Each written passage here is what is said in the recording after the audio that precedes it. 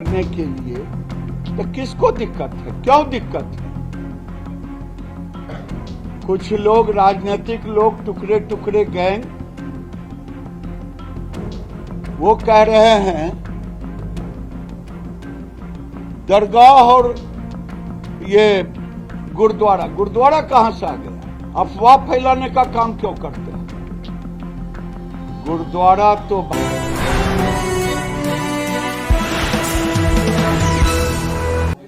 हमारे लिए क्या चैलेंज होगा?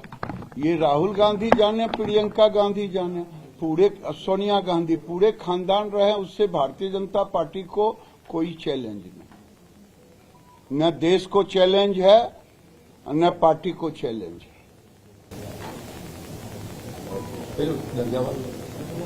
दरगाह और मस्जिद का सर्वे चल रहा है। हाल ही में अभी अजमेर शरीफ के सर्वे की भी बात चल रही है, उसको लेकर आपकी क्या प्रतिक्रिया है?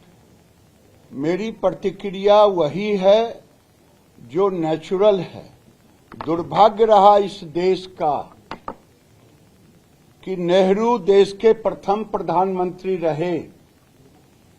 अगर सरदार पटेल होते तो आज किसी को कोर्ट में जाकर के सर्वे के लिए अर्जी नहीं देना पड़ता। ये तुष्टीकरण के नीति के कारण नेहरू ने पूरे झंझट लगाने का काम किया। अगर ऐसे मस्जिदों को पहले ही हटा दिए गए होते तो ये होता नहीं। लेकिन किसी ने अर्जी डाली कोर्ट में, कोर्ट ने आदेश दिया सर्वे का, तो ये कानून को जो नहीं मानने वाले हैं वही संभल की घटना फिर से यहां भी चाहते हैं कि अजमेर में भी हो। अजमेर, अगर सरकार को कोर्ट ने दिया है आदेश सर्वे करने के लिए, तो किसको दिक्कत है? क्यों दिक्कत है? कुछ लोग, राजनीतिक लोग, टुकड़े टुकड़े गैंग, वो कह रहे हैं दरगाह और ये गुरुद्वारा कहां से आ गया? अफवाह फैलाने का काम क्यों करते हैं? गुरुद्वारा तो भारत के हिंदुओं को बचाने का काम किया था मुगलों के समय। ये दुर्भाग्य रहा। दूसरा मेरा है, आज झारखंड में हेमंत सोरेन ने ओथ लिया, सभी लोग गए थे। मैं पूछना चाहता हूं, क्या ईवीएम वहां ठीक था ना? जब जीत जाओ तो मीठा मीठा गट गट, तीता तीता थू थू। ये अब भ्रम फैलाना नहीं चलेगा। कांग्रेस विपक्ष महाराष्ट्र में विश्वसनीयता गिरी है, जिसके कारण वहां हार हुई।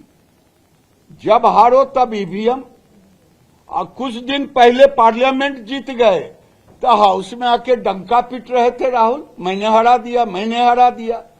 तो वहां ईवीएम ठीक था। ये लोग अपनी हार को नहीं स्वीकार रहे हैं। टुकड़े टुकड़े गैंग को महाराष्ट्र की हार को स्वीकारना चाहिए। सर, हमारे बीजेपी को बम्पर सीट मिली है, मुख्यमंत्री कौन होगा वहां का? बीजेपी का या शिवसेना का? बीजेपी का। वो तो आपने देखा होगा कि एकनाथ शिंदे जी ने ये स्पष्ट कर दिया, और जो हमारा गठबंधन है जिसमें अजीत पवार हैं, एकनाथ शिंदे हैं, भारतीय जनता पार्टी है, उसमें कहीं कोई मतभेद नहीं है। दल के अंदर भी कभी कभी होता है, हम नहीं हम, ये गठबंधन के अंदर कोई मतभेद नहीं।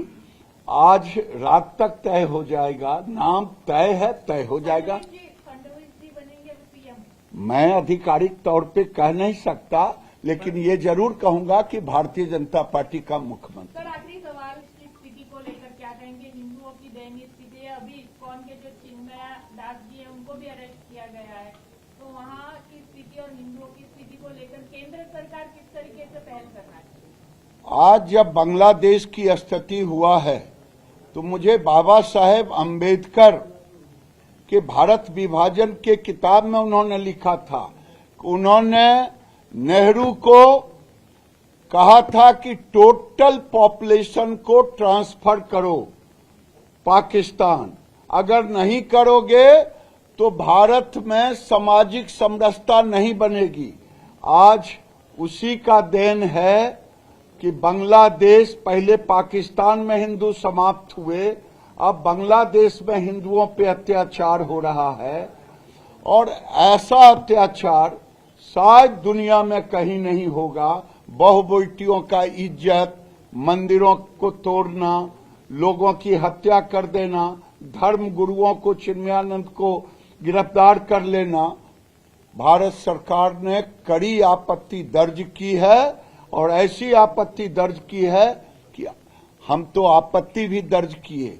बंगाल में, त्रिपुरा में हमारे लोग उनके विरोध में खड़े भी हुए, लेकिन राहुल गांधी और टुकड़े टुकड़े गैंग की जुबान हिंदुओं पे हो रहे अत्याचार पे क्यों नहीं हो रहा है, ये पूछ रहा है भारत का हिंदू समाज कि आखिर क्यों नहीं।